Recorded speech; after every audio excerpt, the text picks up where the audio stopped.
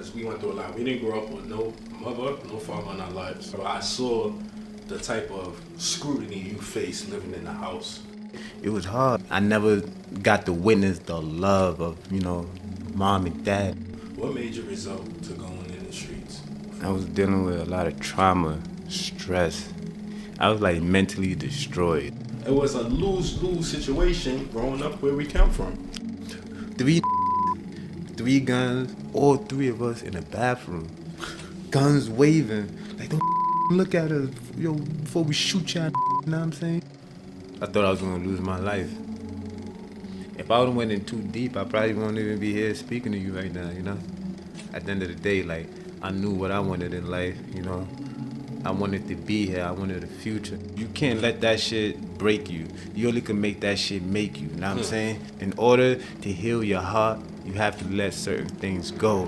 If you keep that pain in your heart, it's gonna haunt you for the rest of your life. You have to be mentally strong. Mentally strong. You have to let things go. Once I started forgiving, healing my heart, I swear to God, I think about shit and just laugh at it now, But at the end of the day, this was a part of my story.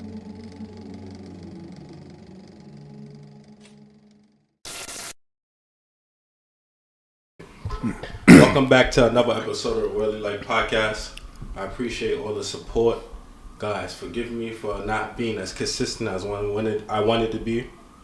Getting guests is not always easy, and this is more like an interview, more so like a interactive type podcast. It's not really a solo podcast, so I don't really like to put solos unless necessary or needed, or for a particular occasion. So please continue to like, subscribe, support. Run these numbers up, man. Support is always free. Y'all watching, but you're not liking.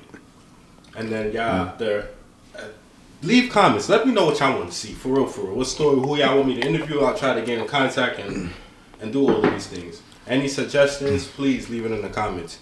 But today I have here a very, very special guest. I've been trying to get him on for a long time because the Worldly Life Podcast wouldn't be the Worldly Life Podcast except that I have my beloved brother on this show, Mauruf, CTS Mo Caddy, the Bronx finest, YG's finest. Yeah, I hear him. The top dog, the top gunner, the fugitive who been on the run, who had to turn himself in several times, who escaped, who had life and death situations several times that Allah protected him from. And we got none other than Mo Money. Thanks for coming on the show, man. Appreciate Your face, it was good, man. What's going on with it? The Worldly Life Podcast. I'm in the building, yeah. Now I'm saying I couldn't wait for this moment, this opportunity. Now I'm saying I saw you cooking up. Now I'm saying, this is episode 23. 23. Yeah, I saw you cooking up and shit. Like I said, you know what? I'm gonna let bro do his thing. Now I'm saying, why I'm gonna let bro get some traction, and then we gonna get involved. Now I'm saying, now you got the real in the building.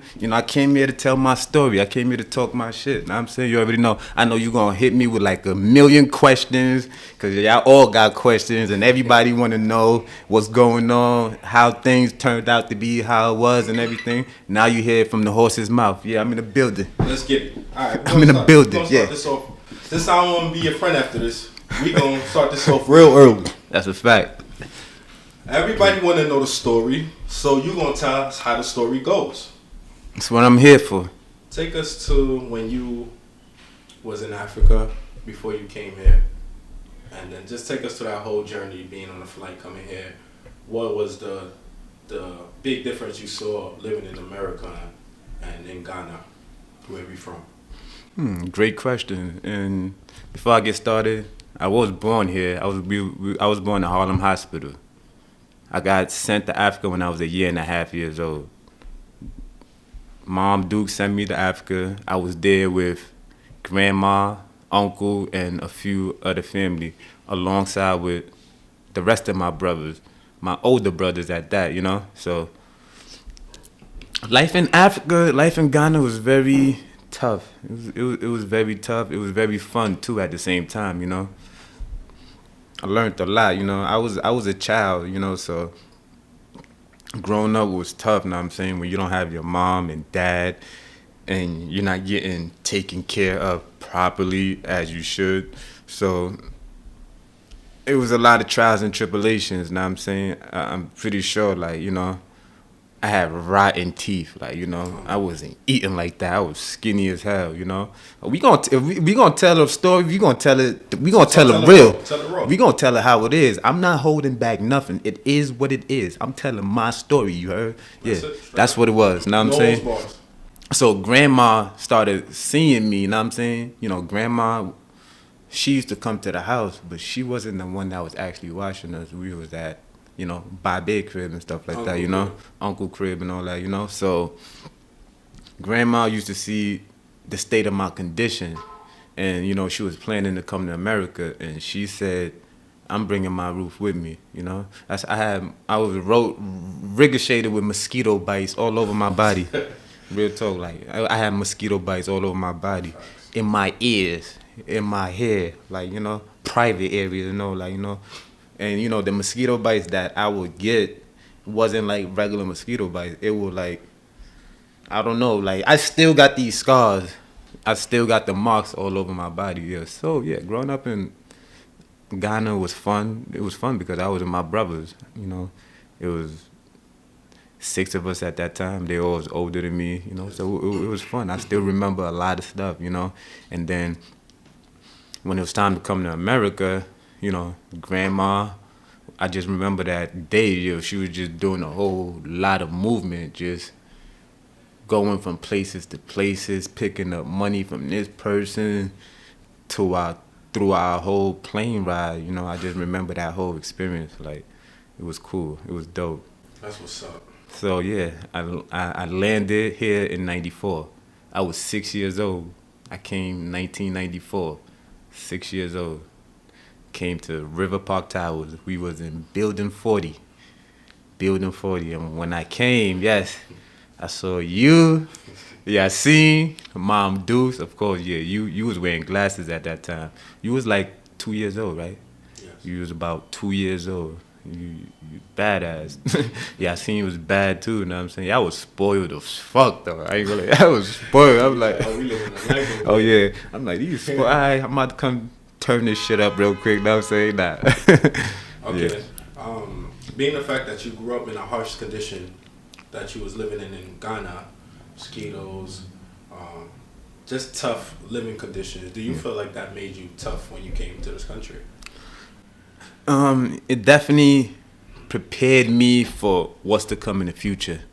Being that I went through a little tough times, and besides like the mosquito bites and stuff like that, you know, I was fighting out there too, you know. I was young, you know, I was bad. I was active, you know. I was always active. I was an active kid, so, you know, yes, it did prepare me for life in America because it was a little harder there. It was a little harder. So it's like, when I came here, it did prepare me for everything I had to go through. In other words, you know hardship. You know what is it like to go through pain. I know the struggles, the real struggles. Because typically, many people here, they be like, yo, y'all don't know what I went through. Yeah, but I seen it. I was out there. And I was out there at a time where it was really struggle. Like, you know, we talking about 93, 92. You know what I'm saying? Which the country 94. wasn't really developed, even though it's still not. But I was out there. Back then. You know what I'm saying? And we was struggling. You feel me? Like, we was struggling. Like, we wasn't eating like that. Y'all see the throwback pictures? We was looking like pencils. Like, we was skinny as hell. Like, you know, I love looking at those pictures. I just smile at that. You know, like, pictures, I be like, damn, yo, look at me today. Like, damn, this is what I come from? Yeah, that's the motivation. I love looking at those pictures. Know what I'm saying?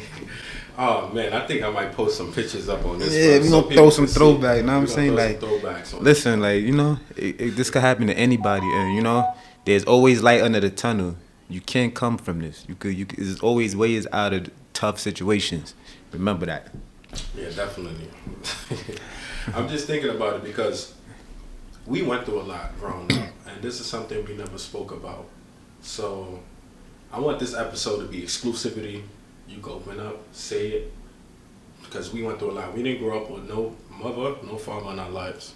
Nope. So Talk to us when you first came home. Obviously, I'm your brother. I saw the type of scrutiny you faced living in the house, and the type of verbal abuse and the type of physical abuse you done went through as a child growing up. And I know that that affected you long term.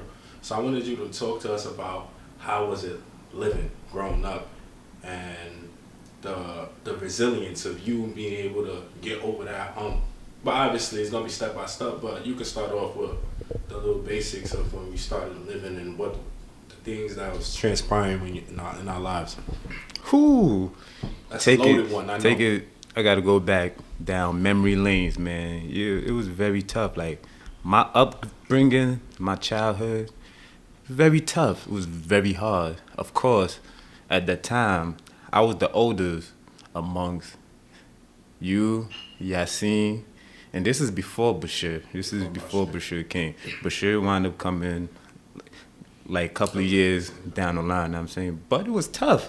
It was hard, man. Listen, like this is from like first grade, second grade, third grade, fourth grade. It was hard, like, you know, growing up without your mom and dad. Like, not to say whoever's taking care of you don't love you, they do, but it's just different, know what I'm saying? Like, just that I never got to witness the love of, you know, mom and dad and shit like that, you feel me? So, and then, you know, it made me be who I was, you know. I was a little hard-headed, you know. I was a little difficult, you know what I'm saying? I was a little curious, you know what I'm saying? You know, we was young, like, we barely watched what we wanted to watch, no cable, we barely get to watch TV, we barely could go outside. It's like, we go outside, we got to be back at a certain time, which is understandable because during that time, it was very rough in River Park Towers. Very rough, which was understandable. But, you know, us being boys and stuff like that, it was like this strict rule amongst the crib. Like, we couldn't really do nothing. So it's like, oh my God, it was crazy. Like, I started getting ass whoopings like crazy, you know. Being that we couldn't go outside and do certain things, we had to resort to doing things inside the crib, you know. So we had to create our own fun. We had to create a wave, you know what I'm saying? You remember, yeah, we had our own World Wrestling Federation ring, you know what I'm saying? We had a whole wrestling ring in our room and shit like that, you know what I'm saying? Ishmael and them would come through, we would start wrestling. I thought I was Stone Cold Steve Austin and all that. Yeah, but yeah, so, you know, that's what the childhood pertains. And I just remember me always just getting in trouble for everything, like, I would just get blamed for everything, and, you know, like, which I understand because I was the oldest, but just because I'm the oldest doesn't take away that from me being a kid still. Yeah, and I'm the oldest, but I'm still a kid, you feel me? So it was a lot of verbal abuse. I used to get whooped like crazy. I ain't gonna hold you, from like my uncle, grandma. And listen, I'm just telling my story. I forgive everybody today. Like, this ain't no grudges I'm holding or nothing like that. But at the end of the day, this was a part of my story. And if we gonna talk, I gotta tell y'all raw. That made me who I am today, you feel me? So, yes, it was tough. You know, at an early age, we getting sent to, like, Staten Island and shit to go. This is like age 8 years old, 9 years old, 10 years old. I knew how to take a train before I started getting in cars and shit like that. You know what I'm saying? We was nice with Yasin. Yasin was like the GPS. Like, he knew all you had to do was go to somewhere one time. He don't need no direction. All right. Auntie be telling me, look, I want y'all to go to this, and this. Listen, Yasin, you hear everything, right? Because I done forgot the third direction she done gave already. Like, yes. But just think about it, though. As a youngin' growing up, you being sent to places where 8, 9 years old, some 8, 9 years old can't even go outside by themselves. They get picked up from school. You guys was getting sent to a whole nother borough at that age, early on. Yeah, because, you know, like, my grandmother was ghetto. She didn't give a fuck. Like, my grandmother was about her money. Like, and if we could walk and she could give us, if we could comprehend, that's all she needed. Like, you know what I'm saying?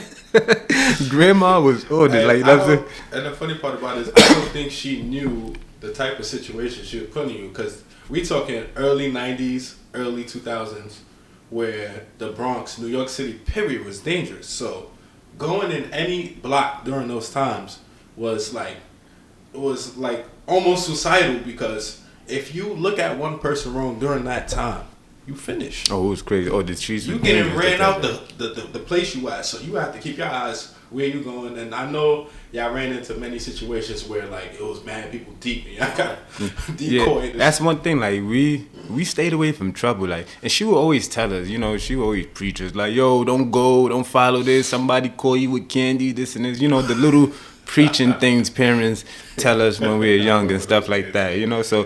You know, stuff like that always stayed in my head and shit like that. That's one thing about me and Yassine. Like, I'm telling you, growing up in River Park Tower prepared us for the outside world, because it's nothing we're not going to be.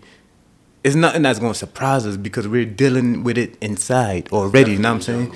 This is the time where we used to get sent to the store. This was during the era. Mikey and them era, River Park Towers was crazy. It wasn't nothing to be played with. You know what I'm saying? It was nothing but bullies in there. You know what I'm saying? And I'm young and stuff like that. I don't have that much. I don't have a team or nothing like that. You know what I'm saying? It's just me. I'm the oldest. You feel me? So, yeah, we used to get bullied. They used to take our money. Like, we would go to the store. Yo, Muhammad, was good. These was my friends, too. But that's how it was back then. Your own friends would rob you. Mikey and them like that. Well, Kerry and them, yeah. They was no joke back in the days, you know what I'm saying? Like, and they was deep. Every time they was outside, it was a good 15 of them, 10, 15 of them. You know what I'm saying? So we'll come outside, you know, my eyes was on, look, yo, they right there, yo. Let's go underneath. Let's go underneath 20. Let's go underneath 20 to the store, like that. I'm saying, yeah. So it used to be me, Yassine, and Ishmael. We used to look out for the bad kids. You know what I'm saying? We used to go. It was plenty of times we done came back upstairs with no groceries, nothing, because they didn't take our money. So grandma used to be tight. My grandma used to be tight and shit like that. You feel me? Yeah, but. Yeah, and then, you know, I had a few fights with them and stuff like that. You know, like throughout going through all these tribulations, it was times where it came to a point where I just wasn't with it no more. You know. But that's as I got older, as I started getting older. We gonna get there, you know. But during this situation, yeah, it was very rough. You couldn't just go outside like that, you know what I'm saying? You would get bullied, they would rob you, and then going to school. You know, we was African. This is when it wasn't cool to be African. This is when it wasn't cool to be African, you feel me? So we would get called African booty scratches and shit like that, you feel me? Our outfits wasn't the part, so they was cut ass on us. We would get snapped on. Yeah. I remember Grandma brought me a pair of sneakers from Payless. Shit looked like the Jordans. Yo, bro, I went to school. They roast me. I ain't gonna, they cut my ass. So, you know, going through all of that at an early age, I went to school. What, they roast my ass. Man, take them fake shits up. Look at you. Ain't got on no socks. Oh shit, niggas is roasting me like. So obviously, it was an ongoing thing. The bullying, the constant verbal abuse, the constant making fun of, the constant embarrassment you was facing. At what point did you feel like, yo? Because obviously you fought for your respect. It got to a point where they couldn't do that no more, because you stopped allowing that to happen, and you got to a point where it's like it's no more. You fought. What made you like at that time like, yo, I can't let this keep happening. I gotta defend myself now at any cost now. You know what it was? I always felt like I was stronger than all them niggas. I always felt like I could beat niggas' ass, but the problem was I was by myself. Yeah. And they was always deep, you know what I'm saying? And, you know, they had big niggas with them and shit like that. Yo, all them bad motherfuckers in the towers, bro, used to be in cahoots. They all was together, like, yeah, get them African niggas right there. They would target the Africans, like, you know what I'm saying? Because they thought we was sweet. So it was one time, like, you know, we was in a store. It's me and Yassine. We was in the store. Grandma gave us $20 to get some groceries and stuff. So they go Mikey and them come in there, Brian behind them, man, Quavon, Dex, all of the worst of the worst. The bad nigga, they all come in the store. Yo, let me get $1. No. That was I said no. Like you heard me. Like I ain't getting shit. Hey, I ain't taking nothing either. They try to get aggressive. I start swinging on niggas. Blue, start swinging on niggas and shit like that. And that. I start swinging on one thing led to the other. Niggas start coming from behind and shit like that. So the people in the store just get in the middle. No, they breaking it up and shit like that. The whole time I'm swinging on niggas. Blue. They're not touching my shit. Nobody taking my money no more. That's it. And that was the end of that. You feel me? So yeah. So one thing the streets do, they respect a nigga that could fight. So once motherfuckers seen that. Yes, I'm going to throw those hands back, and I wasn't scared. The bullying stopped. It ain't stopped, but now I'm still young, you know. Now the friendly extortion came in, like, you know what I'm saying? Like, you know, it was like, you know, Mikey was, bro, I ain't going to lie. Mikey was a different breed. Like, Mikey, no matter what, he's going to get you somehow, you feel me? So, but as far as, like, running down on me, going in my pocket, those days stop. Like, you're not searching me, you're not doing none of that no more, you feel me? We put an end to that shit, know what I'm saying? But as time went on and shit like that, you know, like, as we got older, this was like the Pokemon era, you know, the Pokemon cards era, Yu-Gi cards era and shit like that. I used to go to up the hill to the Chinese gift shop. They had all the holographic cards and shit like that, you know.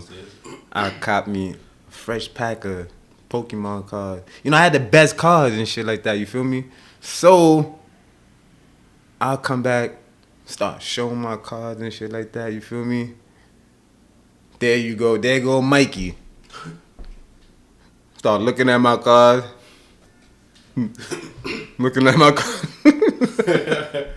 Next thing you know, I'm like, yo, where my cards at and shit like that. Like, nigga, this all you gave me, nigga. Like, I'm like, what, bro? I just gave you 12 cards. Where my holographic cards at? Nigga, I don't got that shit. Nigga, check me right now. You check him and he ain't got nothing on him. Like, you would never find shit on him. This dude done put his, yeah, he was nice with it. I ain't gonna, he done slipped it off, passed it off to Brian or some shit like that. I remember one time you said this. Yeah, you're not gonna do nothing to Mikey because he got goons and he got Brian, like. And they was bigger than you. So built like a football player. Me and Mikey wound up becoming best friends after a while, you know.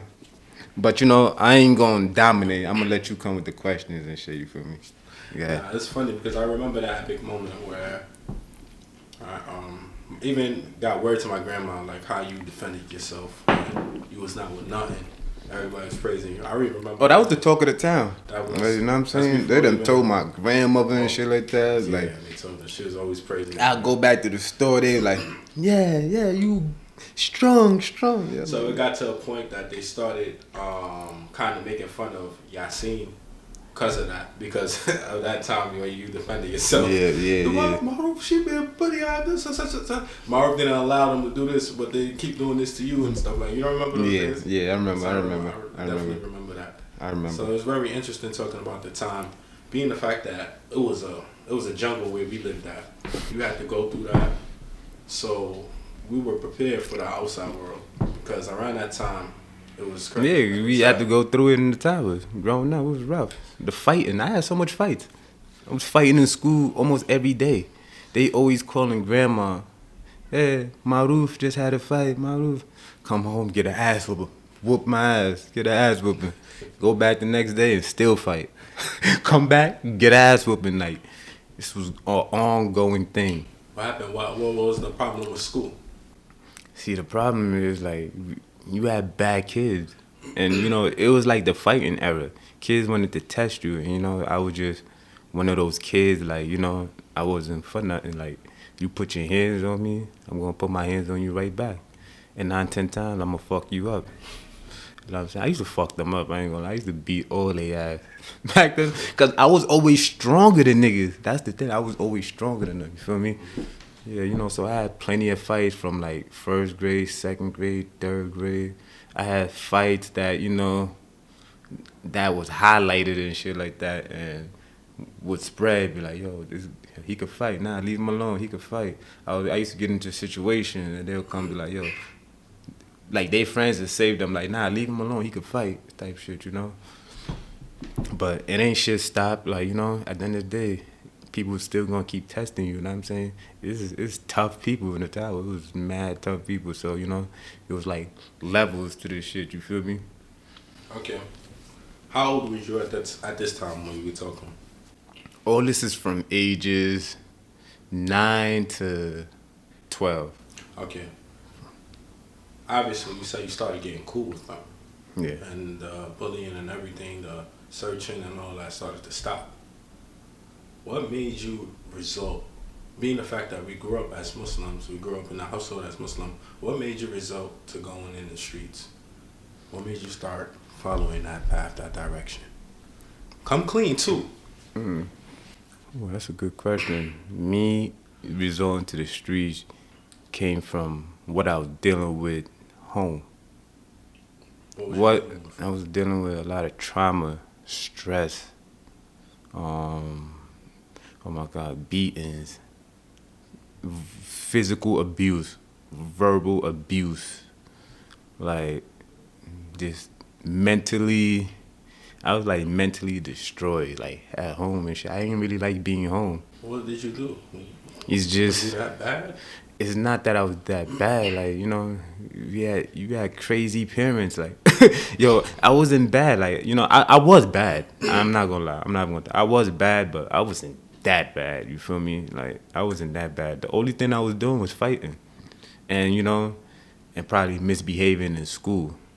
But what else was I doing? I wasn't really doing nothing, but just misbehaving in school, and apart from probably messing with y'all. Fucking with y'all in the crib and shit like that. Yeah, I used to get ass whoopings because of y'all too. You done got me spanked the most probably. You, Faisal? Oh my God. Faisal used to always tell of you like. I always told him. Yo, Faisal used You and him, just bothering me. Bashir. Yeah, y'all done got me whooped out a few times. As I remember. All right. Know what I'm saying? All right. Because, you know, we got Africans that was born and raised here. But then you got the blacks who never been to Africa, who just grew up here, right? They get hit, but it's nothing like how we get hit or anything like that. So obviously it's not normal for a child to be getting hit, like especially in this country during that time. So just walk us through what was going on in your head. Yeah, I mean, the way I was getting hit was crazy, you know what I'm saying? Like, thank God I was tough. You know, I feel like the reason why I used to get hit the way I used to get hit was because I never cried.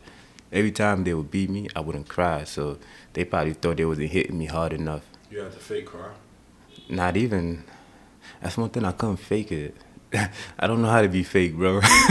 So it was one time I tried to fake cry. That shit didn't even work. I only tried to fake cry one time, bro. But I was just like, ouch, chill. Like, no, but I used to eat them shits, though. But still, like, that shit did hurt, you know what I'm saying? But I used to eat most of the time. They used to hit me and shit like that, you feel me? I ain't like it, you feel me? They used to fuck me. I done got hit with frying pans.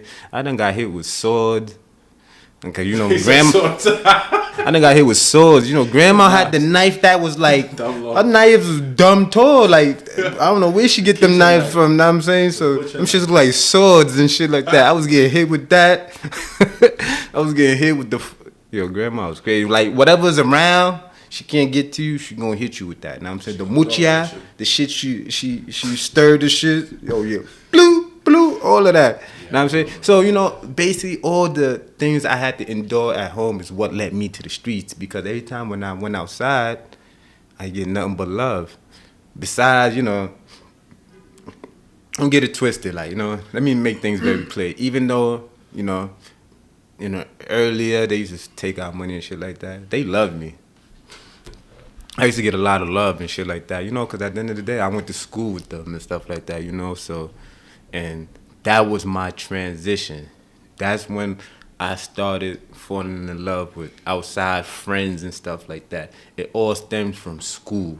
Me going to school, being, you know what I'm saying, like, you know, just wanting to be down with the cool people and stuff like that, you know. They people that ain't get snapped on and shit like that, you feel me? So that's what led to that situation. Cause they would show me mad love, but when I come home, it would be nothing but like anger, violence, and shit like that. You feel me? So, in your head right now, did you feel loved with all that beating and all that? What's the name you done went through for the littlest things? I ain't feel the love, but I know they loved me. But you knew that. I knew, you know what I'm saying, because I don't know, some Africans got a certain way of showing they love for you and stuff like that. They'll never tell you they love you or nothing like that. Oh, come give me a hug and all of that. It's like tough love, you know. We come from tough love, like, you know what I'm saying? We never felt the love. We never felt. So, you know, it was like everything was harsh growing up for me, you feel me? So that kind of stuck with me and stuff like that, you feel me? That kind of really stuck with me. Okay. For those of you who are watching and tuning in, I want to stop and talk about this situation with parenting, African parenting. In case of you guys probably not from Africa, probably from different places like Saudi, Bangladesh, different countries, Canada. Just so you guys know, African parents, and this is majority I'm talking about, in West Africa, parents don't show their kids love or an affection. There is just listen to me, I'm your mother, I'm your dad. A lot of the times, the dad is not in the kid's life. A lot of the times, the mother don't show the kid love. It's almost like you have to worship me. Like, you got to do everything I say to a T. No ifs, ands, buts, or maybe. I'm your mother. And plus, they use Islamic texts like, oh, Jannah is at the mother of the feet, at your mother's feet. So they take that narration and run with it and think that their kids have to worship them. And complete obedience is only through Allah and His Messenger, sallallahu alaihi wasallam. So they run with that, and they make a lot of lectures about parenting and this and that, but they never talk about the love and the compassion in the narration where Prophet sallallahu alaihi wasallam said, be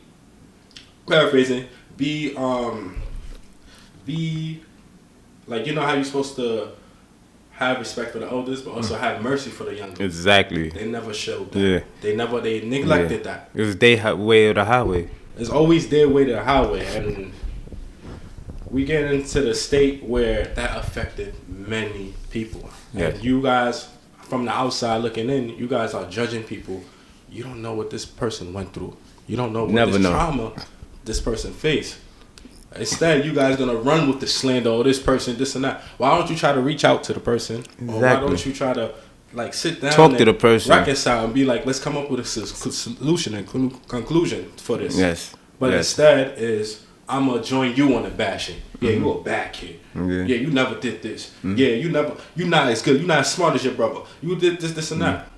And 9, 10 times, you know, most of the time, the kid is just misunderstood.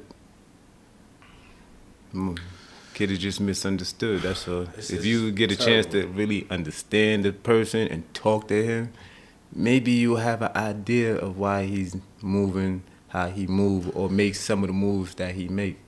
And obviously, it's very tough, being the fact that our grandma raised us, because there was a lot of things you were very talented in that could have been funded and taken seriously. Like, for example, you was very good at fixing things. Like, you was very good at, like, you had an imagination of engineering. Like, yes, you was very good at. I was very talented. I had a few talented. I was a very talented boy. Like, you know, it was a lot of stuff.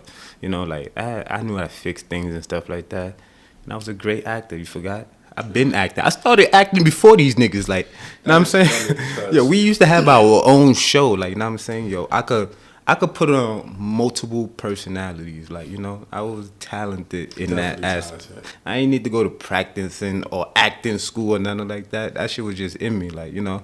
That's one thing I could definitely say used to have me weak. And I know how to imitate people. Yo, I had a little talent. I used to play ball and all of that. You know what I'm saying? I was good in, like, Pretty you know, good in basketball too. certain games like chess, you know. So it's stuff that if I would have put my mind to and got just a little more support, and I didn't get no support. My era, I didn't get no support. It was just me. Facts, you know what I'm saying? Then, you know, our older brothers came after a while and shit like that, you feel me? But, you know, when you come, you got to get acclimated, get used to the system, you got to know what's going on, you feel me? It's different from growing up here and then coming here when you older already. It's like, it's very different, you know? Okay. now you okay. You played basketball. You was pretty good. Yeah, I was playing ball. Yeah, it was play tough or go home. I was around a lot of talented ballers. Like over in the tower, we had not a nice ballers. I used to play ball every day. Like I really thought I was going to the NBA. That was my main shit, playing basketball. Yeah, my uncle would put up $50. Pardon me. My uncle would put up like $50 to go against one of my other cousins and shit like that. Remember, he was talking shit. He thought he was the best African and all of that, know what I'm saying? So, in order to be the best African, you gotta go through me. So he set that up. It was $50. He was talking mad shit. He was woofing. As soon as we got on the court, he had the ball first. He started doing all this, trying to post up and shit like that. He tried to score, punched this shit. Alright, now it's my rock. Hit him with some blue, try to reach, chill, layup, hold up, yeah, yo, I beat him like, it was like 9-2, you scored like 2 points, and I made him 4, you know what I'm saying, that was my highlight, that highlight would never go away, you know what I'm saying, and I won $50, facts. I'm not gonna lie, that time, your name was buzzing, everybody loved you. Everybody. So you had your lows and you had your ups and downs and everything like that, where the community was scrutinized you for gossip that's being passed. Oh yeah, that's another. What you did at home and what you did or what you brought to school with you, and then you had the part where you played basketball. Everybody loved you, like yo, you was tough, you was nice. Yo, where's Mauruf? Every time, where's your brother? Where's your brother? They just started asking me where your brother, just to ask me where's your brother at. That's a fact. Yeah, that's the thing in the towers, man. Like, you know, it's like they used to see me, so when they don't see me, it's like, yo, where Mo at? Where's Mo? Like, you know what I'm saying? Where Mo? Know what I'm saying? I know this is besides the point. We're gonna take a break in like 20 minutes and then we're gonna resume. Copy. So to pray. Okay. I just remember when Bosh first came back. Bashir. My younger brother, he came back, and I think I was bringing him home from school, and Corey was like, "Yo, what's good, Mo? Yo, Mo, you got shorter." Yeah, that shit was like, he really thought that shit was you. Yeah. So that shit was just mad for that. I don't know. I just brought that up. That's I remember that shit, yo. Nah, Bashir used to look just like me. Bashir used to look just like me. He still do though. He still do. Bashir still look like me, man. But anyways, playing like you said, our hood was very talented with a bunch of like different talents. But let's talk about basketball right now. We had probably one of the best hoods. I mean, Mad Hoods was really good. Court Lane, Highbridge, a lot of hoods was good, but the Towers specifically was very good. Another thing I wanted to mention is that, like you, end up resulting in the streets. You know, a lot of the people, safe haven was to play basketball, go to State Park. A lot of these kids got banned from the State Park, and they went back to they resorted in the streets. We've seen a lot of talented players because of this State Park not allowing these kids to play basketball. They got into the streets. It's many of them. I don't want to name names like that, but there's a lot of them. But I just felt like if we had like living in a better community and an environment where they focus on the youth, and we won't have to worry about all of the violence that we see today during our time growing up. Mm-hmm. It was just mismanaged from the parents and from the community. So it was a lose-lose situation growing up where we come from. That's a fact. But alhamdulillah, that's where we at today. Like, where we come from, like, it's really hard to make it over here. Do you know, like, how much distractions it is in the towers? Like, it's hard to make it, you know, because I seen the nicest guys. I seen people with great talent just fall victim to the streets, or just fall victim to the mentality of the streets and stuff like that, you know, like.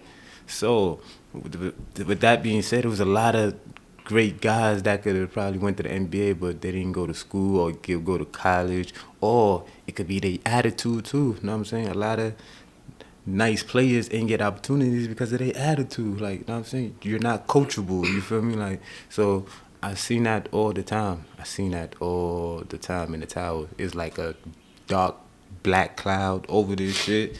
It just sucks you in. It's hard to make it out. You got to be very mentally tough. You got to be mentally tough in this shit. You got to be mentally prepared, you know? You got to set your goal, and you got to come up with a plan, and then you got to execute it, conquer that plan. Or else you just fall victim like the rest of everybody else did, you feel me? Definitely. We're gonna get right back into it. We're gonna take a break here. We're gonna get right take a little break. I need something to drink, man. We back live, about to get back active. We're about to continue part 2 of this segment. So where we last left off, you was talking about your age when you started transitioning into the streets. Okay, now we walked us through living in Red Rock Towers, coming from Ghana as a youngin, growing up, going through what you went through. Now, let's talk about some of the things you face being in the streets. For people who don't know, this guy, life was literally like a movie. Like, what you got see in movies, he done went through. And sometimes when you come tell these stories, it sound fake. Like, whoa, you really went through that? So what are some of the things you've been through being in the street, some of the stories you encountered? As far as like in the towers? In the towers, outside of the towers. Nothing that's going to incriminate you, obviously. Oh, yeah, like, you know. I encountered a lot. I seen a lot in the streets, you know, like once again, like, you know, growing up in RPT, you know what I'm saying? Like, it was a rough neighborhood. RPT was always known for, like, being violent and rough. So it was like, I seen a lot, you know what I'm saying? I'm not going to hold you, like, and then I became a part of it. I became a part of a movement called the Young Gunners, YG. And then before the YG thing, we had our own movement, which was RPT boys. And me and my people was like the founders of that shit. Like, you know what I'm saying? Like, I was like in the room when it started. Like, it was one of my ideas also. So we started RPT, and then we branched off, like, you know, we became YG because of, you know, so long story short, I ain't gonna get into too much details of that, but, you know, we was RPT, YG, basically, you know what I'm saying? But yeah, I've encountered multiple shootouts. You know, we was in a lot of shootouts, fighting, you know what I'm saying? Just a lot of bullshit. You name all the fuckery, we was a part of it. Like, you know what I'm saying? Yeah, so, like, what specifically you want to know? Like, cause there's a lot of stories. It's a lot of, I have a lot of street stories Have and you shit ever like been that. jumped? Oh, yeah. Let's start from the See, minor ones. Yeah, I've been jumped before. It was actually me and my brother, me and Wavy forever. I'm pretty sure he gonna have his own episode too. You feel me? He could tell his story, but yeah, we was together when we got jumped. You know, RPT Real Park Tower was beefing with Burnside. Yeah, so that Burnside beef was like an ongoing, for years. Like, it's a generational beef, basically. Like, you know what I'm saying? Like, your kids is gonna wind up beefing with Burnside that's basically how it was. So the beef was lit, you know what I'm saying? And it was a situation where, you know, we used to ride the bus. We used to have to go through their block to get anywhere. You know, living in River Park Towers is just one way in, one way out. It's like dead end. Like, you know, we got our own thing going on over there. Like we our own city.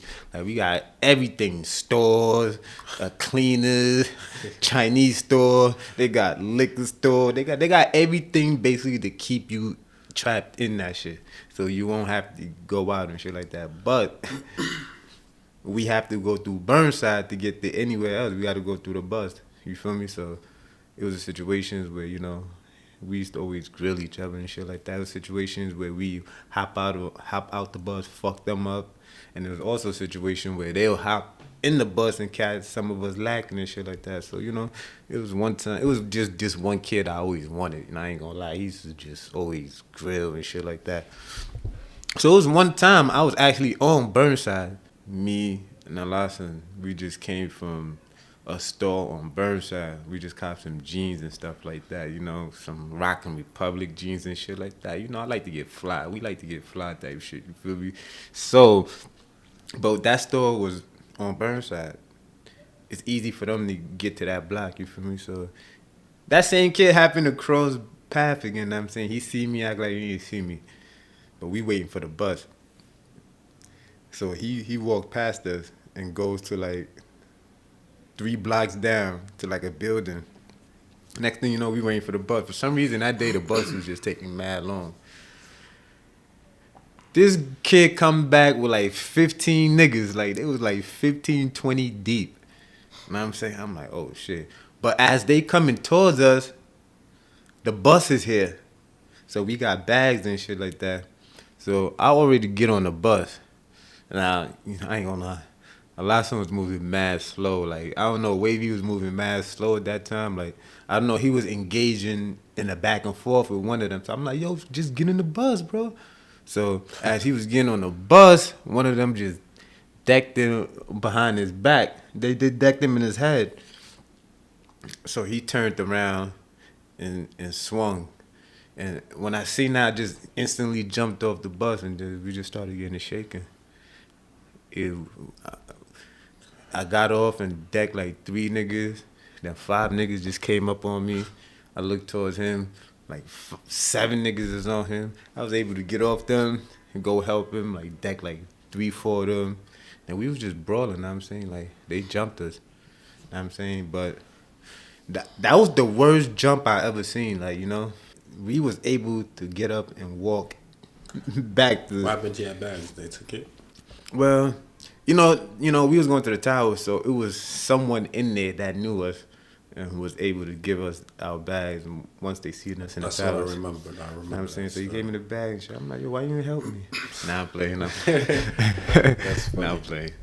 Okay, Yeah. that's one of the trials, tribulations. Yes. So that situation led to later on when we got jumped. So I went back to the towers. The way they saw us and shit like that, you know, niggas was on it like, yo, hold on. You just got jumped? Who, Burnside? So one of my men just started gathering everybody. Like, I ain't gonna lie, this is the deepest I ever seen us mob out the towers. It was at least like 50 of us. Sheesh. 40 of us. Yes, like 40 of us. We went through Burnside. Like at least 40, 30 of us. We went to Burnside, tore they ass up. Yeah, you know, so that's a story. That's a story. Yeah, I remember that joint.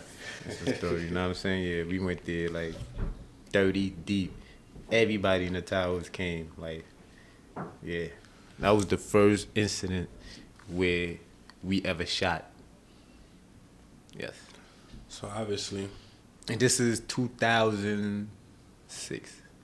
So obviously, you being in the streets and seeing that lifestyle, I know has any time in your head saying like, yo, I ain't gonna lie, this is a dirty lifestyle. This is a dirty game. Like, I gotta get out of this joint. What was that time like, where you recognize where it's like, yo, I need to chill? I mean, I always knew, like, you know, in life you always know what you're doing. You know, I was always aware. And you know, I always knew some of the things I was doing was wrong and shit like that, you feel me? But I don't know, I was always the balance. I didn't go in too deep. If I would have went in too deep, I probably won't even be here speaking to you right now, you know? I was able to cut corners. I was able to keep 1 foot in, 1 foot out. Because at the end of the day, like, I knew what I wanted in life, you know? I wanted to be here. I wanted a future, you know what I'm saying? I ain't want to be in jail and shit like that. I ain't want to be dead or in jail and shit like that. So it was like, I didn't overdo it, you know what I'm saying? But it was situations that woke me up, you know what I'm saying? You know, sometimes you get too caught up. You be in your zone. You doing things, you know what I'm saying? But it was situations that woke me up. Like, you know, I've did a lot. You know, I've been through like mad shootings, shootouts and shit like that. You know, like, you know. What was one of the things that like kind of like okay, Allah showed me a sign. Well, it was a situation where I thought I was gonna lose my life. It was a situation where I was involved in a home invasion. A home invasion. A home invasion. A crib was getting robbed while I was in there, but it had nothing to do with me. They didn't know I was in there. I was just at the wrong place at the wrong time. It was a situation where I was just at the wrong place at the wrong time. Let me walk you down on this. Remember Hafiz? Yes, I remember. Let's take this back to 2010. This had to be like 2010, 2011-ish. Yeah, it was OKC. It was the finals. OKC versus Miami. Hafiz was a OG. He was a cool nigga in the towers, you know what I'm saying? Not really an OG, but an old cool nigga in the towers, you know what I'm saying? Who fucked with everybody. But one day in the playoffs, me and my man Brandon, you remember Brandon, Busy B? Yeah, we went to Hafiz's crib. We in his room. We watching the playoffs. It's like third quarter, OKC versus Miami. Next thing you know, it's me and Hafiz and Brandon in the room. Next thing you know, someone knocked on the door. Someone knocked. Before that, he got too comfortable, basically. This ring, he didn't look through the peek hole. He didn't say who. He just opened the door. As he opened the door, you know, I'm in the crib and shit. I'm in the room. We watching the game. As he opened the door, I turned around. As I turned around, I just seen him back up with a gun in his face. The nigga was like, yo, don't fucking move. Then I saw another nigga come in the crib, like come in the room with a gun, mask, pointing the gun at Brandon, like, yo, get the fuck on the floor and shit like that. I'm like, what the fuck? What the fuck is going on? Like, what the hell? What's going on? I'm in shock.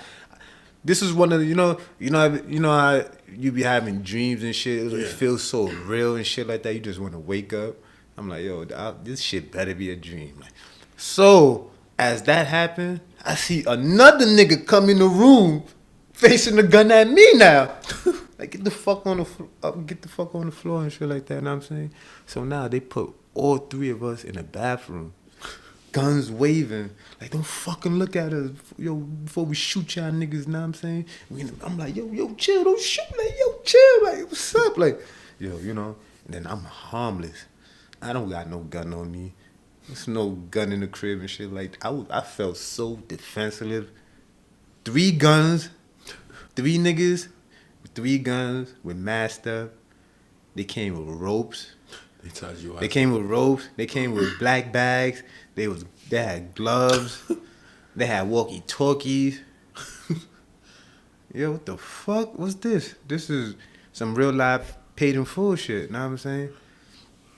So basically, they was like, don't look at me. Don't look at us and shit like that. Yo, shoot that nigga right there. He know how I look. You couldn't look at them, you feel me? So who was it that looked? Because only one of them was masked up, and another nigga he had his fitted mad low and shit like that. Another nigga had a hoodie with a hat, you feel me? So I'm like, wow. One of them was like kind of big too and shit like that. So, you know, they got us in the bathroom pinned down and shit like that, you feel me? So where the money at? Where the drugs at? Matter of fact, I can't forget this. When they came in, they was like, look at these fly niggas. The short nigga was like, look at these fly niggas. Real talk, you know what I'm saying? Like, look at these fly niggas. I remember you said that. Like, I'm like, yo, this shit seemed like a movie, bro. Nigga said, look at these fly niggas. Because Brandon had a Nautica sweatsuit.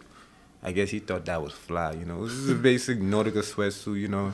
And, you know, I had my little Robin jeans or whatever. I had my little polo button up and shit like that. You know, fitted to the back and shit like that, you feel me? But, yo, they wasn't here for me, bro. They wasn't here for us. They was here for Hafiz. But we just happened to be there, you know what I'm saying? So we casualty of war. Like, we in there, you know what I'm saying? All right, so rob them too type shit, you know? But, so now they bring us to the living room. When they bring us to the living room, now they face all three of us down. We're face down. Face down. They tie us up. They tied our hand to the back. Yeah. They tie our feet together. You know what I'm saying? Fact. Duct tape. You get the duct tape. They duct tape your mouth They ain't too? duct tape me though. They got the duct tape, and they was about to duct tape us, but then they didn't do it. They started asking us questions and shit like that. Hafiz like, yo, they asking Hafiz like, yo, where the money at? Where the drugs at? Yo, ain't nothing in here. Bloop! Pistol whip his ass. Stop fucking lying to me. He said, yo, I don't got shit in here, man. I don't know whoever. Yo, where the fuck the money at? Then they start asking Brandon, where the fuck the money at? Yo, I don't know shit. Pistol whipped them too, like, you feel me?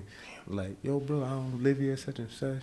Matter of fact, take off your sweats, man. They took his sweatpants off and all that. His sweatpants, they took his hoodie off and shit like that. Now, the whole time, I'm just praying.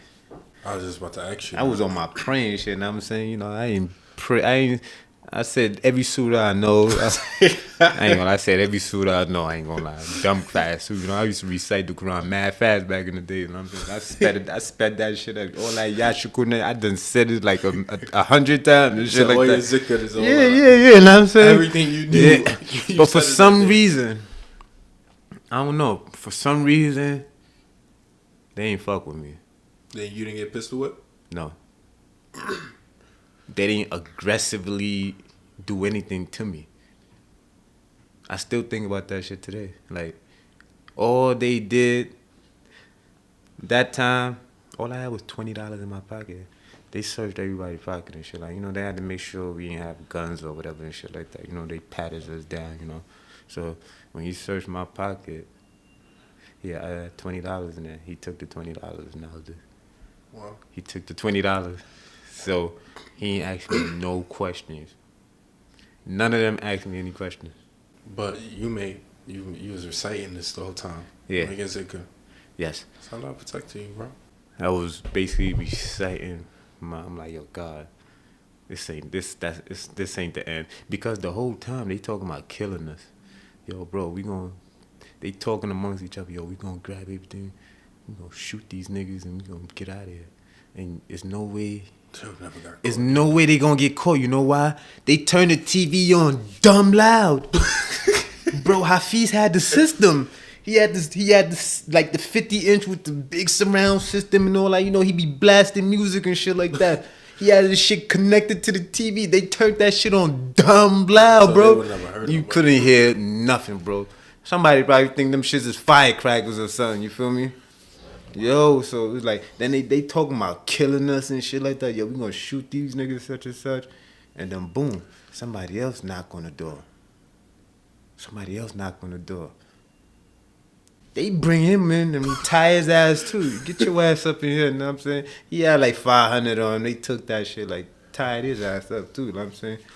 Long story short, I think he had something to do with it. Now that I talking about it and shit like that, you know, I think he had something to do with that shit. Cause the way that whole shit happened and shit like that, the way he was able to manipulate them, talk to them and shit like that, I'm like, hold up, like, shit ain't adding up, you feel me? But yeah, yep. It was a crazy situation. So, he come in there, they tie him up, they take his shit and all of that. They talking about killing everybody. So he like, yo, bro, you can't. Yo, y'all ain't gonna lie, y'all do that. I'm saying by the time y'all make it down, police gonna be on y'all ass, such and such. We on mommy. This is the like 30-something floor. We like 30. You like, you know, but I can help y'all get out of here and shit like that. You feel me? They were like, yo, you know anybody got money here? Such and such. Yeah, I know niggas that such and such. This is where we gotta go. I guess as he's directing them to the door and shit like that, when they walk into the door and shit, like he said, when he opened the door, he just booked it to the exit. And just ran. And I guess they got out of there, but you know, it's just weird. I think he had something to do with that shit. You feel me? But I ain't find out till like 4 years later, 3 years later. Like, motherfuckers kept this shit under the rug. Like, you know, a lot of people kept this shit away from me. They ain't want to tell me who was behind this shit. But the people that did the robberies and shit like that was real stick-up dudes. Like, that's the shit you see in movies, yeah, them shits really exist. They exist. Yeah, them stick-up kids, yeah, they for real. Yes. They used to happen in they the towers, organized and shit like that, know what I'm saying? Yeah. I was tied up, bro, like, real talk. That was crazy. Gun in my head. Gun in your face, bro. Gun in your head, like, what? Everybody, nigga, don't move, waving them guns, like, facts.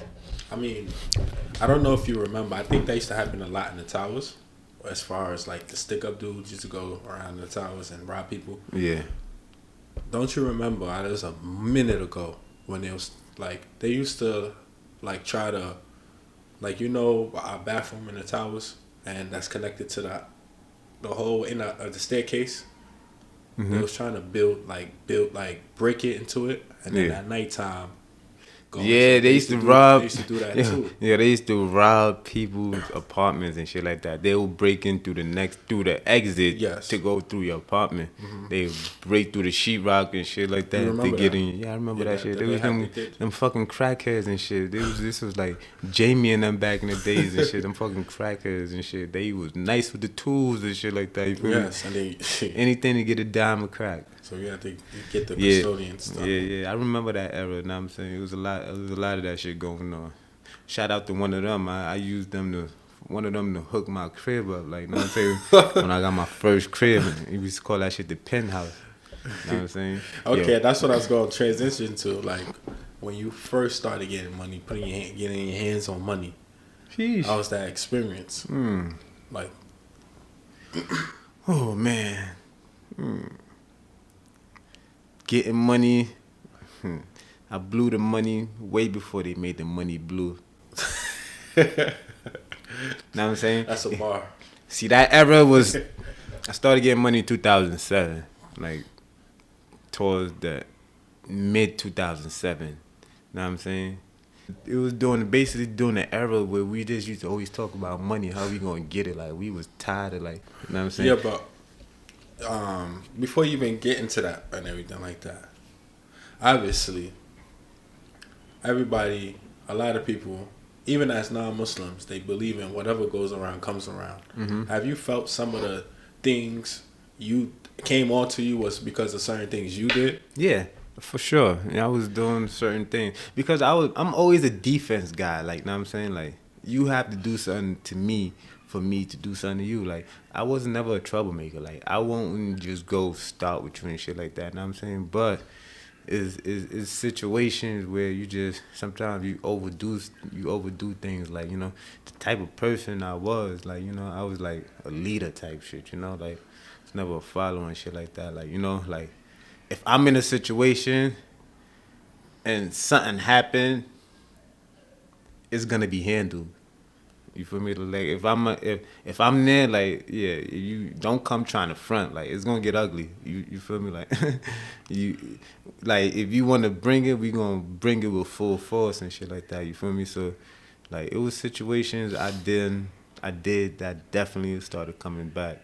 Like, it was other incidents too when I got caught lacking and shit like that. You know, it could have went bad. Know what I'm saying, but I got my survival tactics. Just kicked in. Like, I ain't gonna lie, like my survival tactics is on a different level. Like, you know, like that's one thing about these streets. Like, if you gonna play in these streets, you gotta know how to survive. You gotta be a winner. Know what I'm saying? You gotta win. I played this shit to win. I wasn't playing this shit to lose. So, you know, I always outsmart the opponent. You know what I'm saying? And this is why I'm here to speak to you. This is why I was never a part of those indictments. This is why I wasn't locked up I didn't do time. This is why the most I ever did was 4 months. You know what I'm saying? The level of the streets that I played, I really played the field. You know what I'm saying? Without giving up too much. Huh? Without giving up too much. Yeah, without giving up too much. You know what I'm saying? Like, I played the field. You know what I'm saying? Like, you know, I was responsible for a lot of stuff. You know what I'm saying? I was the plug. You know what I'm saying? I was the boy. You know what I'm saying? What I wanted to ask you was, how did you get locked up? How was your first experience being locked up? Oh, shit. Basically, I got locked up for something I did back in Albany in 2008. Yeah. My charge was for something I did in Albany back in 2008. Basically, you know, I went to Albany to get money. I was going to different towns getting money. You know what I'm saying? Albany County, Schenectady, Troy, Rensselaer, Columbia, Troy, Hudson, Newburgh. I played all them streets chasing that bag, you know. And what got me caught was I did something under my name. So, 2010, I get locked up for that. I got locked up for that in 2010, you know. I made like 15,000 in those trips. I made like 15,000. Thank God I only got charged for 2 checks. Albany County and Columbia County. So when I got locked up, they put a hold on me. They thought I was a flight because I'm a flight risk. They wanted like property and shit like that, you know, collateral and shit like that. You feel me? So that's why it was hard for me to bail out and shit like that. You know, that's what led to me doing 4 months. Because if it was the case, I would have been out. You know, I would have been bailed out and shit. Yeah, but that was an experience. I was very quite experienced. I was in Albany County, you know.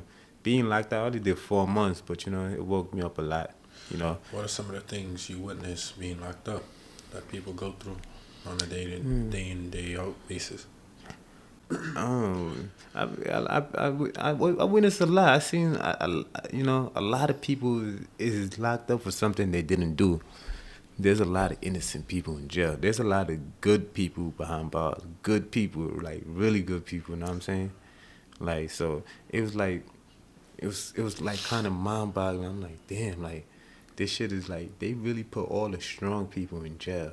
Like a lot of the strong men is in jail. Like, and it's like designed that way. You know, it's built that way. That's a For very me. good point. Interesting way of looking at it. Yeah, and there's also a lot of dickheads in there too. There's a lot of people in there for doing dumb shit, you feel me? And some people glorify it. Some people love that jail life, you know?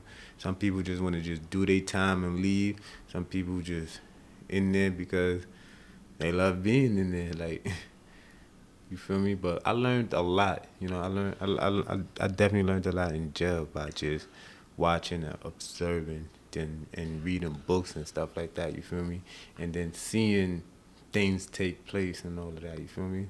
Like, being in jail, like, you know, brought me more closer to the deen a little, you know what I'm saying? You know, I was, you know, going to Muslim services and stuff like that to the point where I was leading in Salah in Jummah. Because like the Imam, yes, he loved the way I recited the Quran. yes, He used to love the way I recite the surah. And then one time, you know, because some Jummah, different people would lead. yes.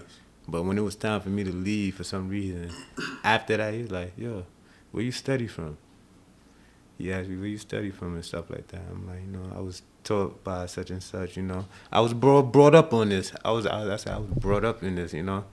I've been studying since I was a kid and shit like that. He was like, yo, from now on, I want you to start leading the way in Jummah, Muslim services and stuff like that, you feel me? So I always knew I had something in me and shit like that people gravitated towards, like, you feel me? Like, in jail, I understand, I knew I had like a special ability of talking to people or something, like, you know? People used to come to me with their problems and stuff like that, you know? And it's like after speaking to me, the advices I give them, I would tap into their pain. So it's like, and I give them the best advice possible, but not being fake. I'm giving them the real, whether you like it or not. And you know, they used to love me for that. So you know, people who have relationship problems and stuff like that, they come to me and stuff like that. Real talk, like you know, grown men. These is grown men.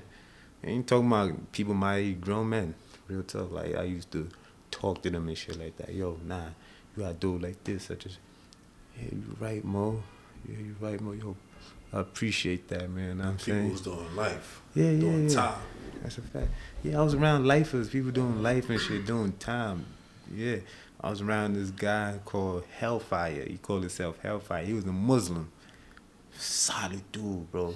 Probably the most knowledgeable guy I've ever been around. Know what I'm saying?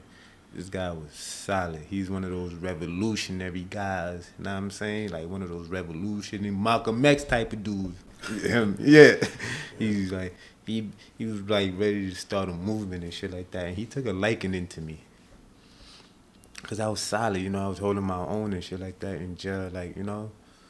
He seen I was official and stuff like that. Like you couldn't really do nothing with me, bully me or nothing like that, you feel me? And then he heard about me, you know, checking a few dudes and shit like that over You got into it when you was I had 2 fights in jail.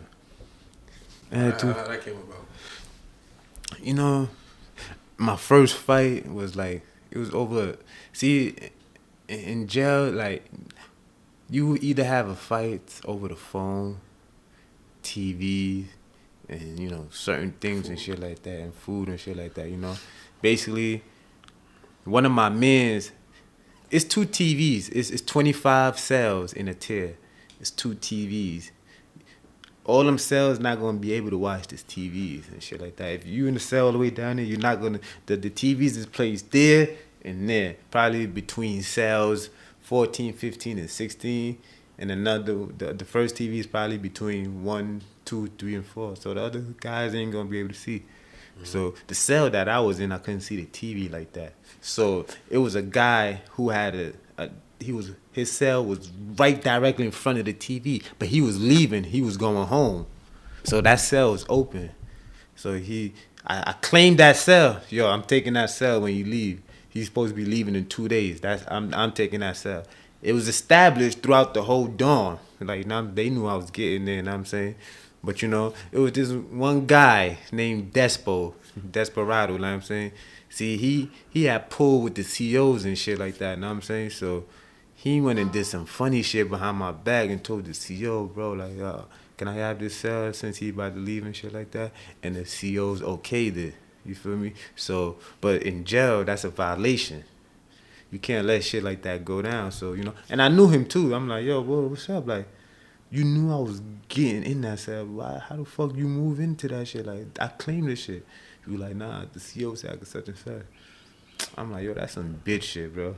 So, you know, I'm like, I think it was time to lock in. So I was like, you know what? After we lock in, I'm gonna fuck his ass up. You know what I'm saying? We're gonna have to fight for that shit. You know what I'm saying? So we locked out. I approached him. I'm like, yo, we gotta shake. We went in the cell and pinged his ass up real quick. Yo, cause in jail you can't let shit like that slide, cause everybody think they'll walk over you and shit like that. They'll start taking your food and shit like that, you know. So when you see one shit, you gotta check it. You feel me?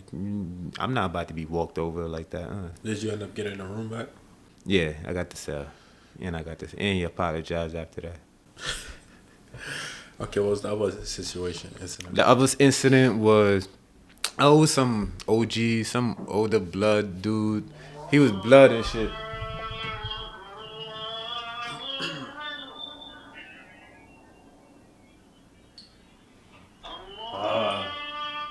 Yeah, so basically, it was this blood guy.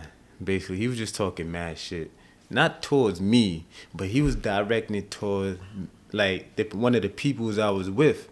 Yeah. On our section, but I didn't know who he was talking to, but it was a situation that just happened. But he was just loud in the cell. I'm like, yo, fuck, yo, who you talking to? Like, me and my man, like, who you talking to? He like, yo, bro, this ain't got nothing to do with you, but them niggas, blah, blah, blah, blah, blah. I'm like, yo, bro, you doing too much yelling from far away, bro. Then you like, mind your business, bro. I'm like, yo, watch your mouth. So dude start walking towards me like, yo, bro, what you said? Like, I said, nigga, watch your mouth. So he starts talking some shit. Yo, bro, I'm not a talking type of nigga. So he started talking shit. We did him filthy. And I almost got in trouble for that. I almost caught another charge. They put me in a box. I was in a box for 2-3 days. Really? Put me in a box for 3 days. But luckily, it was time for me to be released already. Yes. That's what stopped the other charge from processing and shit like that. You feel me? Yeah, okay. Yeah. He was in the box for 2 days. He was because the nigga was about to press charges. You dead ass, he's gonna snitch. He's pussy. That's what they do.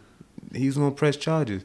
And then one of my men sent the kite, like letting niggas know he's snitching and shit. Like, you feel me? Like, so in jail they don't play with that snitching shit. If he would have snitched, they would have fixed him. He would have got fucked up worse, you feel me? So those are the politics of jail and shit like that, you feel me? But jail, like, it really humbled me, and those are the only 2 fights I got into. Everything else was cool. It was a smooth sailing, you feel me? I got to read a lot of books and shit like that, you feel me? I got to talk to smart, knowledgeable people, you feel me? Like, it's really smart people in jail. I was working out, got my body right, got my mind right and shit like that, you feel me? Like, just planning mad things. Like, you know, when I come home, I ain't gonna do things like this no more. I'm gonna switch it up and shit like that, you feel me? Because that shit is whack. Being in jail is trash. That shit is whack. And that shit is not for me. Yeah. That shit is not for me. Right. Facts. So, you know, I was just cautious from here on. Like, when I came out, I was just cautious, just watching my every moves, not doing dumb shit, you feel me? Yeah, you know. Yeah, I don't get people that, you know, do stuff and glorify it to be gangster. Like, dude to go kill somebody and just be bragging about it. Next thing you know, he in jail. Like, I never understood these guys, know what I'm saying? The name of the game is to not get caught. Now, when you do your shit, don't get caught. Know what I'm saying? But now the way it is, like, everybody just bragging about it, telling you what they did. Like, and next thing you know, they dead or in jail. Next thing you know, come with us. You feel me? The boys. The name of the game is you do your thing smooth and not get caught. And not be in jail. You gotta be a smooth That's the operator. name of the game. Yeah. But, let's go. What's up? Talk to me. So now you out of jail. Obviously, you got more sense. You obviously, when you in jail, when you're in that situation, you look at life differently. Like, yo, I don't want to ever do anything to put myself in this situation because this, like you said, is not for me. Mm-hmm. I remember you never really did time or got locked up. It was only for some, like, bookings, but it's never you. Yeah. To this day, you never went back to jail. Nah. You know, I was on probation for like 3 years and shit like that. Off that case, actually, that's how I got released on probation. You know, 3.5 year probation. And on my last year, like, I don't know, you know, I would get locked up for bullshit charges and shit like that, like minor stuff and stuff like that. I would get locked up for minor stuff, you know. So I got locked up for a gun before. I got locked up for a gun charge, but the thing is, the gun was, and they have no bullets in it. And they have no clip on it. You know what I'm saying? It's a little. We used to do dumb shit with that gun back then, like, you know. But you got. You was the first time I first saw a gun from you, like the little, what's the name you had, playing with it in the crib and all that. Yeah. Remember that story? Remember that story? I remember the joint went off too. That joint was mad funny, man. The gun went off. The gun went off in the crib, though. It was bad funny. So I heard that I'm shit. playing video games and stuff like that. One of my brothers just playing with the gun. Next thing you know, it just go off. I'm like, oh shit, what the fuck? Why you shooting in the crib? I didn't know it had bullets. I didn't know the gun had bullets in it. Why you ain't check? I heard he was like doing this and all that to himself. Yeah, that joke, he was telling that joke was bad funny. Yo. Thank God that day ain't nothing happened. Thank God that night ain't nothing happened. Anyways. Some crazy shit, man. Like, y'all lucky I can't really tell y'all certain things. No, hell no. I can't really tell y'all certain things. What's the name of boys that you do? Fact. to use this video. This is not Vlad TV, like I said before. Ain't nobody gonna incriminate themselves on my platform. That's a fact. We ain't allowing that. What I was gonna say, I had something I was gonna say to you. Oh yeah, I was gonna say, all right, you never went back. Okay, but during that time, the beef started brewing after you got home and everything. I wanted you to talk to us about that time period, because you know it was different beefs. With this one was like the crazy beef that lasted mad long with Burnside RPT. Yeah. I remember one time you were driving and you got shot up. I know that was like an eye-opening thing because you saw life also flash before your eyes. Yes. I mean, somebody in the car that was with you got grazed. Yes. Bullet holes through your car. Talk to us about that situation. Yeah, it was just, you know what I'm saying? I that was, it was just a situation, where I was driving through their block. It was me, my boy, and Your windows was my intensive. boy was in the passenger seat, and I had two boys in the back seat. Two of my guys in the back seat. Probably three. Mm-hmm. Yeah, but my windows, I don't know. Yeah, it was tinted. But they knew your car. But it wasn't. Yeah, my car was for me. I had a black Cadillac, you know what I'm saying? But long story short, we wound up spinning through their block. For some reason, one of them, like, yo, drive back through Burnside. One of them happened to say it in the car, so I just drive and shit like that. As you coming down the hill, I see one of them, like, looking out and shit on the phone. So I'm like, hold on, it's got to be some type of setup. All right, so I'm driving down, coming down the hill towards that long-ass light that take dumb long. Yeah. So I'm waiting by that light. So next thing you know, we get ambushed. Like, I see somebody running from underneath the scaffold and shit like that. Running, shooting with the gun and shit like that. Started shooting. So I seen that. So I just took off. I just swerved off. But it was a car in front of me. So I had to, I swerved off. As I swerved off, he started hitting. As he's shooting, I hear the bullets flying through your ears. Yeah, that shit hit in the car. I hear the bullet like boom. I know that shit is coming in the car and all that. But I'm just going dumb fast. Sped right in the towers and shit like that, you feel me? Yeah. It was 3 bullet holes in the back of my car. Wow. Thank God nobody got hit once again. One of my boys got, not even grazed, but, but it was close, you know what I'm saying? I won't even call that a graze, you know what I'm saying?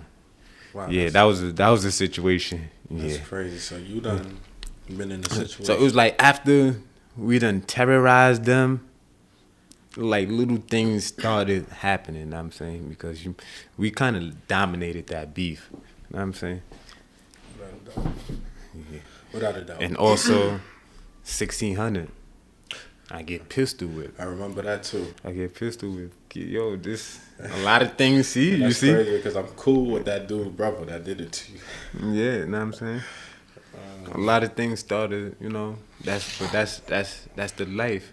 And that's a part of it. And they teamed up together. That's a part of it when you living in the street, when you doing things, when you one of the main factors. Certain things start coming back. You feel me? But yeah, that was what happened that day. Got caught lacking, and we was in traffic. With Brandon, music bumping dumb loud. Then we on a block. So they looking at me, I'm looking at them. They said something, I said something back. Now it's words exchanged. Next thing you know, one of them pulled out a chrome silver shit. I'm like, oh shit. Now, ain't no more talking. I instantly shut up after that. See, now I'm like, oh shit, and I got the grip. Then we in traffic. If these were some type of killers or gun busting niggas, we would have been done. They would let us have it right there. You know what I'm saying? And this was at the height of the beef. But he got closer to the car and shit like that, you feel me? And when he pulled the gun out, he put it back in his waist and shit like that. You feel me? He just showed it to me and shit. And he was on some shit like this, you know what I'm saying? And then He said something to me, I said something back. I still was talking shit type shit, and then he just quickly, boom, hit me in my face with that shit. He hit me right across my face with that shit. Oh, I ain't never been that mad ever before. So, drove to the towers, instantly came back, you know, with two of my guys, instantly came back. Nobody was outside. Of course not. Nobody was outside. Oh my God. I mean, they were smart. Like, they'll do something, you'll go back. Nobody's crickets right outside. Yeah, but when that happened, like, you know, I wanted them badly. Like, you know, we took it. Just alhamdulillah, you never came across them. That's a fact. Never.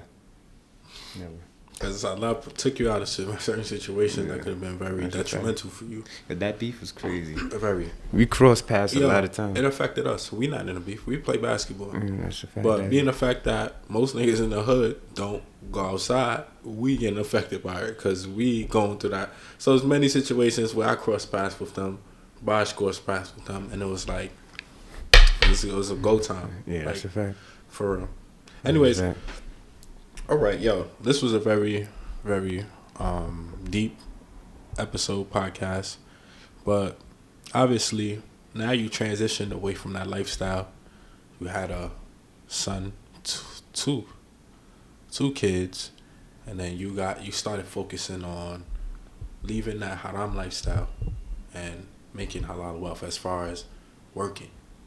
Been working, grinding for a long time. That's one thing I could say. I respect you. You was always working. You was always a hardworking man, and you always a person that's always gonna be there for your kids, and you love your kids. Let everybody know Mo for that. So you in that transition, but I just remember you also made a transition to start practicing the Deen. What woke you up? What was that defining factor where you was like, yo, I'm start going to the masjid. I'm start going everything during Ramadan, like I'm in the masjid every single day. What was that? What woke you up? What made you? Just life, just life. Like I said, trials and tribulations. You know what I'm saying? Seeing every day what's going on out here, and just wanting that connection with the Lord, connection with Allah and stuff like that. You feel me? That's what transitioned me and stuff like that. You feel me? And just I always wanted right for myself. I always wanted good for myself, but I just made bad decisions sometimes, you know, and made stupid choices. But I always wanted good for myself, you know. I was always smart, you know, but, you know, it was a transition where sometimes that money could blind you. Sometimes when you getting money, sometimes you just ain't make enough. Sometimes when you making a lot of money, that shit could blind you and change you sometimes. You know, I got caught up in that, you know what I'm saying? Being it happen at an early age, I seen success at an early age. So it took me to places, you feel me, where I had to reshape, regroup, find myself, and get myself back together. You feel me? Because you know, sometimes when you're living in that life, you could be off balance and off track for a while, and you won't even notice it. So, you know, I started noticing certain things, and I just wanted better for myself. You know, I just had to reprogram my mind because I'm used to waking up to 20,000 in my pocket. I always had money.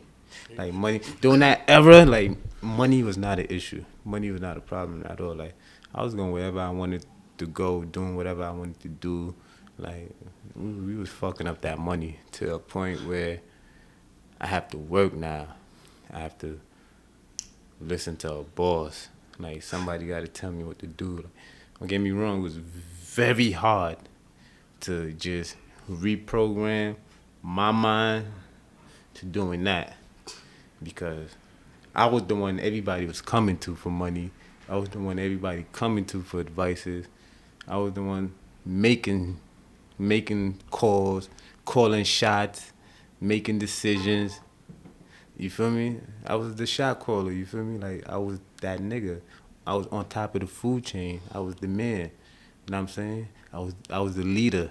You heard? I wasn't the boss. I was the leader. You feel me?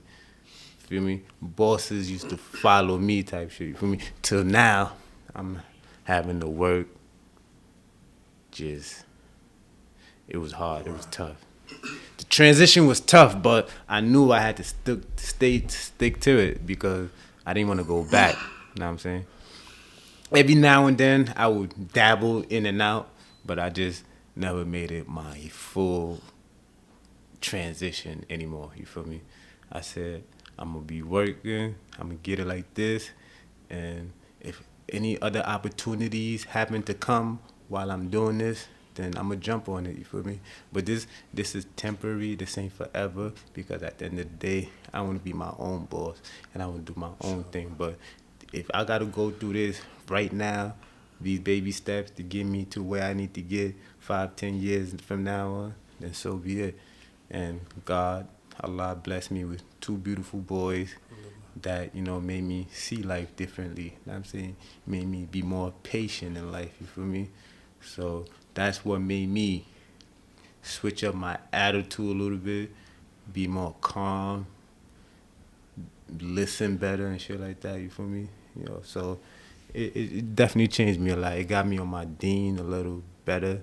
So I want to be able to teach my kids. I want to be able to pray with my kids, you feel me? I want to be able to teach them, you feel me? And if I'm lacking, if I don't know the necessary things that I need to know, how can I teach them? There you You go. feel me? So, you know, sometimes you lead by example, you feel me? It's what they see sometimes, not what they hear, Facts. you feel me? Yeah, definitely. So yeah, like, you know, so I had to educate myself. In life, you have to educate yourself, you feel me?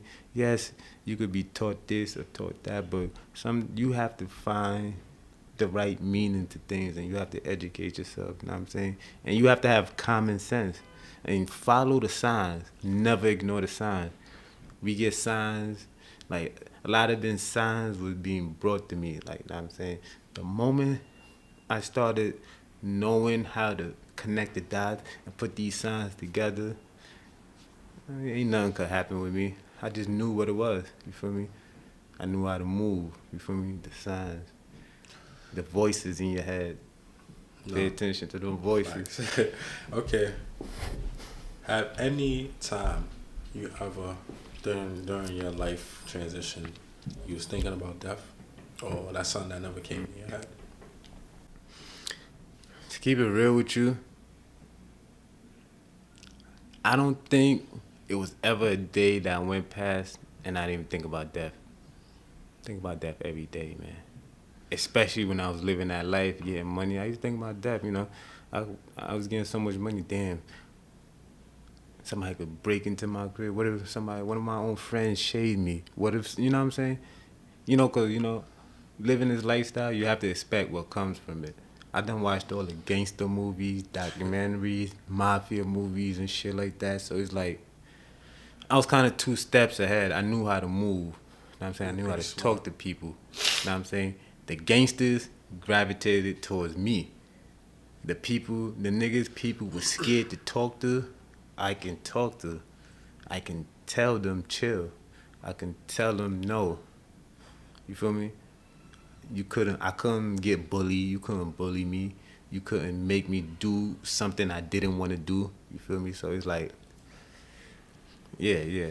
I knew how to move. You know what I'm saying? I knew how to move. Facts. That's definitely dope. And the reason why I asked that question is because as a youngin, being the fact that there was a lot of holes in our upbringing and how we grew up, the one thing that we had, the foundation of life and death, like what will happen to you in your grave when you die. That, I'm not gonna lie to you, that's something I always thought about too. And this is why I refrain personally from going to parties, because a lot of people got shot, killed at these parties, these clubs, and I always had that little fear of not going here or being here or being where it's a lot of people, where it's a group, a lot of people. it's always gonna be a shooting, especially coming from that time. So that's the reason I asked, because I figured you did too. Yeah, I always think had about that. death. Real talk. It was a point I used to think about it a lot. It scared the crap out of us when we Yeah, were I used to younger. think That's about why. always think about death. You know what I'm saying? Then like when people close to you start getting killed and shit like that. Exactly. You feel me? Like my right hand man, Yeah. my best friend got killed. You feel me? I was there, and I was like, damn. I seen the dead body right there in front of Yeah, you. bro. Like, you know what I'm saying? So that shit hit different. Then I'm like, damn, we all gonna experience this one day. Nobody knows when they gonna die. Nobody. But we all gonna experience this one day. You feel me? It's gonna come. You know what I'm saying? And just make sure, like, you did more good than bad when that day do come. You feel me? So that's why every chance I get, I do good. Every chance I get, if I see my brother doing wrong, I advise him. If I see somebody going in the wrong direction, I advise him. I talk to people and shit like that. You feel me? And fact, you know, and I ain't perfect too. I make mistakes too. You feel me? Like, I know a lot, but you know, I still make mistakes. Like, you feel me? The world's big for a reason. You know what I'm saying? Because if you knew everything in there, then you won't have no reason to be here. If you knew everything, that's what you're still learning. Exactly. While we're here, we're still learning. We're constantly learning every year, and we constantly evolving. You feel me? Fact. The world's round for a reason. What goes around comes around. The wise man once said, the more you learn, the more you realize how dumb you are. That's a fact. You know what I'm saying? Because it's just so much knowledge is just an ocean that Yeah. you will never get past. Yeah, So- because just think about it. Think about it. All right, you would never know. It's a lot to learn. Like, let's think about it. Nobody knows everything in this world and stuff like that. You feel me? Because how much men discovered in this world? We discovered only how many percent of this world? Like 10%. 10%, right? I'm just throwing out a number. That's 10%. because this So word we is don't very know. vast. We don't know nothing. We don't know nothing. Just let me give you an example. All right. Okay. Say like, all right. Come in the library. There's 100 books. There's 100 books in the library. And each and every book is a way to life or a way to guide you, or you get the truth from all the books, but you only read 10. It's 100 books in the library, but you only read 10. You don't know nothing. At all. That's how this world is.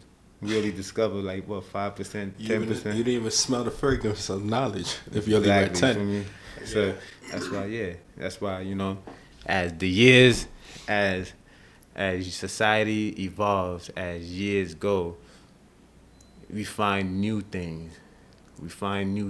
We get more advanced. You know what I'm saying? Because something has been discovered. You feel me? So it's like, this is society, man. It just keeps evolving. But while it's evolving, they dumbing it down. They making us dumber. That's crazy. Like, while the technology is evolving, while technology is getting better, is making your life easier and shit like that, we're getting dumber. It's Like walking the blocks. more we have access to information, it's like while we having more access to information, they doing their part to dumb us down more, so that we can't use that information towards the right thing we need to. We too dumb to use the technology for what we need to use it for. We don't know because they dumbing us down. It's like we can't leave the shackles of slavery. So it's like, it's crazy. We in a state where we in a state where we can have every information we want. We in a world where there's a lot of information, bro, through internet, technology, but we're dumber. Yeah. We're dumber. I agree with you with that. I want to make a point too, a side point that you brought up. Think about it. Man only discovered, 10% of what's in this earth, right? Mm-hmm. We don't even know the half of what was out there in the sea. Just look at the sea, for example. That's most of the world. We don't know 90% of what's in the sea and everything like that, or in these other lands or these parts of the world that we haven't been to. But let me show you the arrogance of man. We don't know that much of what Allah has created, yet then we think we can know every single thing about Allah. That's just ridiculous. That's just dumb. Oh no, we can't even look at the sun. And like, you know, it's mind-boggling sometimes when people try to give Allah a description. Like, there's no description to Allah, like, because it's no beginning and no ending. That's it. It's no up or no down. Because if you put him in a state of something, then you limit it. You're taking him from what he actually is. You feel me? So you just don't even think about it. You can't. He's the creator of all. You know what I'm saying? Whatever you see, he's the reason why it's there. And alhamdulillah for being a Muslim. That's a fact. You feel me? Oh yeah. Yeah, I mean. Yo, Mauruf, any last advice before we end this long podcast that we did that was very informative? Last advice to the people? Wait, before you even say, let's give the advice. Okay, obviously, y'all heard his story. This is a person that was low-key persecuted. This was a person that was neglected. The person that was faced so much scrutiny growing up. I'm one of his little brothers that saw it from the ground up. So I can only imagine what he went through. I went through a lot too, but I can only imagine what you went through because I seen it firsthand. So that trauma, we talk about trauma today's time. And like you said, a lot of things is dumbed down. So a lot of people will say something is trauma when in actuality it's a mindset thing. Not to say it don't exist for certain people, but whoa, this is something that you overcame. And you living life. Alhamdulillah, you breathing. And you're not dwelling on it to the point where it's killing you inside. How could you talk to the people who's going through a lot of pain, trauma? How could they overcome this, something like this, to be exact? Listen, guys, trust me. Fellas and guys and women, ladies, females, boys, trust me. I know y'all pain. I've been there, done it. But one thing you can't do is you can't let that shit break you. You only can make that shit make you. You know what I'm saying? You can't let it break you. Let it make you. At the end of the day, it's always light under the tunnel. And you feel me? And don't get caught up thinking about your past. Just get focused on your future and trying to make it better. Just you have to tap into your mind and you have to talk to yourself. And you have to let things go. In order to heal your heart, you have to let certain things go. If you keep that pain in your heart, it's going to haunt you for the rest of your life. You just have to say, you know what? I forgive you, but never forget. I'm not saying forget. You're never going to forget that. It's always going to be in your mind, but it's ways to get around that. You know what I'm saying? You have to find something that you love. You have to keep yourself busy, occupied. You feel me? Like, I went through trauma, like, you know, and I still deal with it. But at the end of the day, like, you know, that trauma could get you where you need to be. Like I'm saying, if you take the proper steps. If you take the proper steps in life, that trauma could turn into no more drama. Real talk. Facts. That trauma could turn into no more drama. At the end of the day, like, don't let it break you. Let it make you. You know what I'm saying? In this shit, only the strong survive.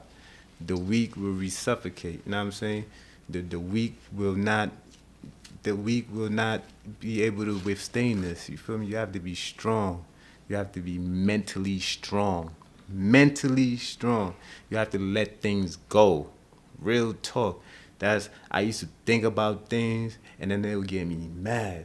I used to think about things and then that trauma will come back and shit like that. Nah, once I started forgiving, healing my heart, I swear to God, like, you know, I think about shit and just laugh at it now, you know, because I'm just mentally strong. I prepare my mind to not let that shit get to me. You know what I'm saying? I just laugh about it. It's an experience I went through in life that made me who I am today. Look at me now. I got a beautiful crib. Know what I'm saying? I'm driving. Know what I'm saying? God, I wake up every day. I'm eating. Know what I'm saying? I'm going to work, coming back. Know what I'm saying? Shit ain't all peaches and cream, but you know, hey, it's better than what it was before. Alhamdulillah. Shit, it's better than what it was yesterday. You know what I'm saying? Listen, it could be better or it could be worse. That's beautiful, man. Yo, I appreciate you for coming on. This was a lovely podcast. Yeah, Hopefully, no, thanks for having me. You know what I'm saying? People. Before we go, the fastest way to my hood is the Metro North, which is RPT. That's a Don't fact. get your funny up, get your Dean up. Yeah, Subscribe, get your really Dean up, like know what I'm podcasts. saying? Yeah, you know what I'm saying?